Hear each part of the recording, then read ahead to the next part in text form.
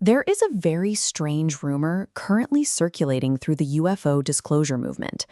Over the past few months, multiple U.S. government officials have allegedly been pulling prominent pastors and televangelists into closed-door, secret meetings. The message delivered to these religious leaders was highly specific. They were told to begin preparing their congregations for the reality of non-human intelligence, and to brace them for the possibility that some of these strange alien entities might appear distinctly reptilian.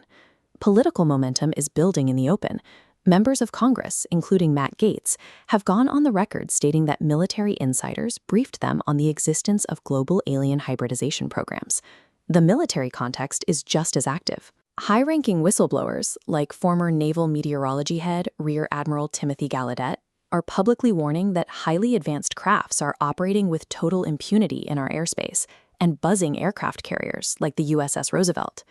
By looping in local pastors alongside admirals and lawmakers, the intelligence community reveals their true priority: managing the psychological fallout of ontological shock.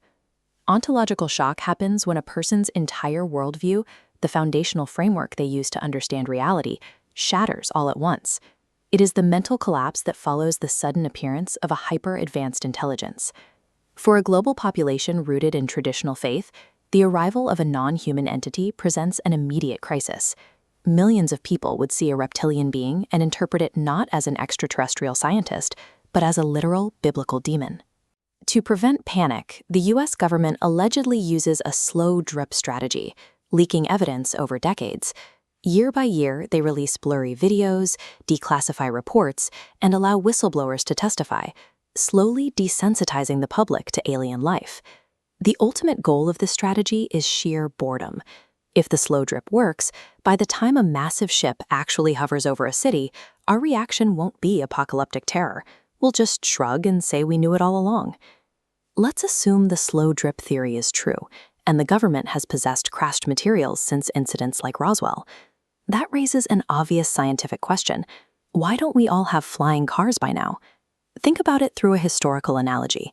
Imagine if you traveled back in time and handed a modern, fully fueled nuclear submarine to Christopher Columbus. Even if you gave Columbus unlimited resources and the smartest minds of his era, he could never reverse engineer that vessel. He lacks the baseline concepts of electricity, radiation, and computation. If his crew pried open a computer terminal, they wouldn't understand electrical flow. They would look at a silicon circuit board, see the tiny metallic paths, and assume they were looking at magic etchings. At best, they would carve those shapes into stone, hoping to replicate the magic. In the presence of an alien craft, we are Columbus. A civilization capable of crossing the galaxy is likely utilizing energy spectrums or dimensional physics that humans don't even have the vocabulary to test, let alone perceive. While our physics might be woefully behind, there is one specific area of human engineering that might actually be ready for first contact. For decades, science fiction has leaned heavily on the universal translator. It's a convenient trope where a little earpiece instantly decodes any alien dialect, saving the writers from dealing with the messy reality of language barriers. This chart shows how modern artificial intelligence makes that sci-fi device a very real possibility.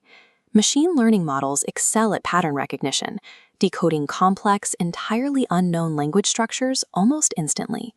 By observing actions and linking them to sounds or signals, an advanced AI deduces intent, rapidly building a functional translation matrix in minutes. Because of this leap in computing, humanity is highly likely to be able to converse and negotiate with a non-human intelligence long before we ever figure out how to turn on their engines. Bringing this all back down to the current reality, we are left trying to categorize whatever is flying through our airspace. Right now, there are three main possibilities. The first option is that this is us. These crafts are highly classified black-budget U.S. military projects that successfully reverse-engineered older discoveries behind closed doors. The second is the classic extraterrestrial hypothesis. These are literal alien beings acting as researchers, monitoring Earth from a distance like a massive galactic zoo. The third possibility aligns perfectly with the fears of those briefed pastors. These entities aren't crossing space, but crossing realities, interdimensional beings slipping into our world from a place we cannot map. Whichever of these three theories proves correct, the overarching truth is clear. The decades-long veil of strict government secrecy is currently lifting. If they are visitors, we have to ask why they are here at all. Do they view us as an emerging intelligence worth studying, or just biological curiosities capable of primitive labor? The biggest diplomatic hurdle to finding out might be our own borders. A hyper-advanced civilization might be actively refusing official contact simply because humanity lacks a unified global governance. Think about the absurdity of a sci-fi landing playing out in real life. If an alien ship touches down and demands to see our leader, we have no singular representative to offer them on a planet carved into competing factions. While we figure out how to speak with one voice, the government's slow drip strategy keeps running in the background.